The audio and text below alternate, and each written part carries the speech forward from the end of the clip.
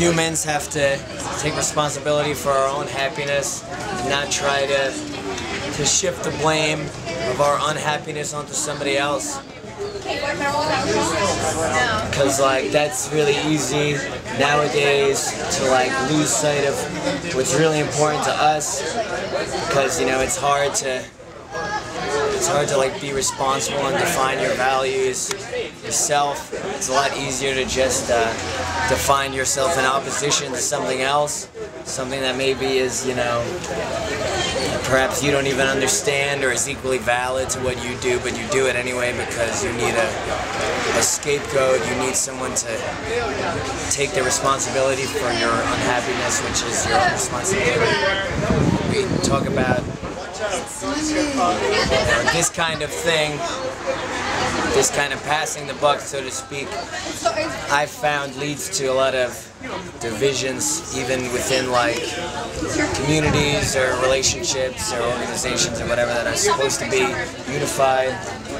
So for that, we take the American Civil War as our metaphor of choice, and those kind of ideas led to our country, the United States, being very polarized and indeed pitted against itself. Well, like, imagine, if you will, like humanity plotted along two axes, right? And like the X, this is the X-axis, I think. That'll be time.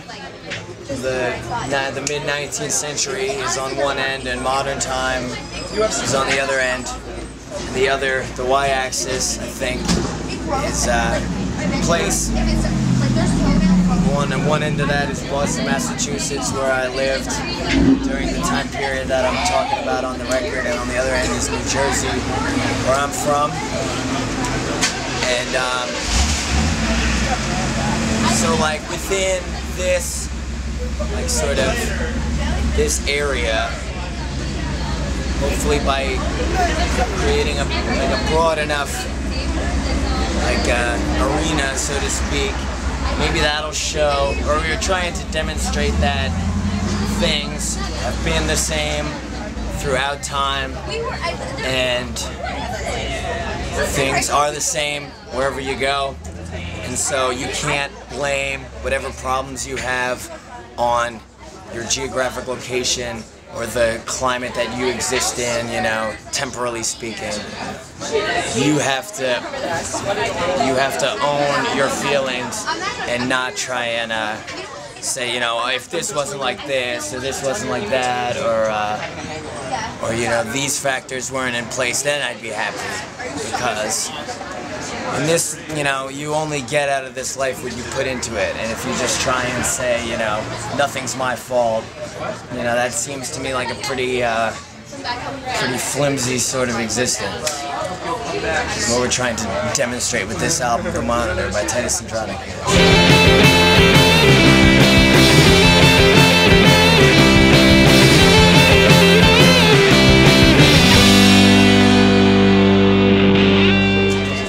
Excuse me, I'm feeling a little discombobulated. Just did the concert, but no excuses. The differences to me are mostly superficial, you know, the clothes, the way that we talk, like the particular kind of groups that we like to pit against one another. But you know, so much is the same. You know, like then it was slavery, and today we have institutional racism. You know. That was an awesome show, man. Oh, thanks, buddy. I had a super fun time. Thank you, dude. Thanks for very welcome. I really hope that you guys come back. I hope so too. Thank you. Thank you. Okay, what were we saying? About the institutional racism. Oh yeah, so like, you know, that's just the same problem in different clothes, you know. Slavery existed because the white people wanted to, you know, be the big dog, you know, they wanted to be at the top of the totem pole. They did that by keeping, you know, black folks in bondage, quite literally. And you know, white people still want that today, and so they just do that by organizing our economic and our government systems in such a way that it's hard or nearly impossible for people of color to better their lot in life. It's still almost impossible for them to advance themselves because, the man, so to speak, wants to keep the status quo how it is, and he doesn't want to lose his stranglehold on all of our country's money and stuff. And it's like the same thing, it's like different versions of this kind of concept, just like mutating like ever so slightly, just to like try and stay one step ahead of the people, Let me answer that with an anecdote about my favorite band, Crass, who we'll see represented on this tattoo. Crass, this was their logo, English punk band from the early 80s.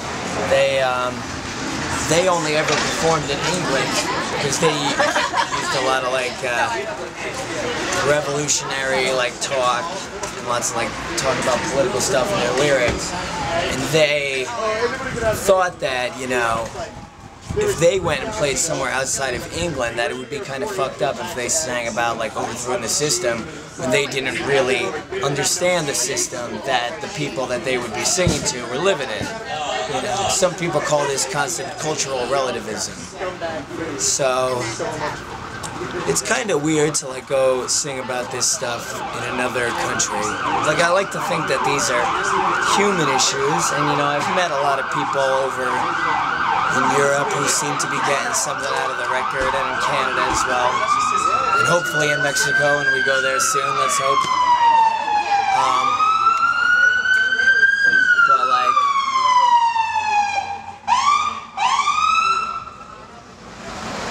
At the same time, maybe it's okay though, because I'm really only singing about my own experiences, So I'm not necessarily trying to dictate to somebody how they should think or feel. I'm just trying to say how I feel.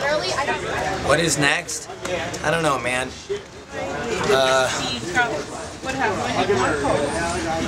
I don't know. I try and stay detail-oriented, one day at a time. Because when you start to have too many expectations and you start doing stuff for to get a certain reward, or you have some big plan, that's sometimes I worry that that's the first step towards doing something stupid, pandering to a supposed audience that might not even exist or whatever. I don't know. Just hopefully what'll be next is we're gonna stay true to our muse, and we're gonna keep trying to adhere to what we believe to be the right course of action for an indie rock band in 2010. And the rewards will be whatever they are, but when it comes time to die, hopefully we will be rich in the only real currency of this world, which is that we did what we wanted to do and what we thought was right, not what we thought other people thought was right. You know what I'm saying? So to answer your question, what is next? We're gonna go do a concert in Buffalo, New York. There'll be no more counting the cars on the Garden State Parkway. No waiting for the front wall bus.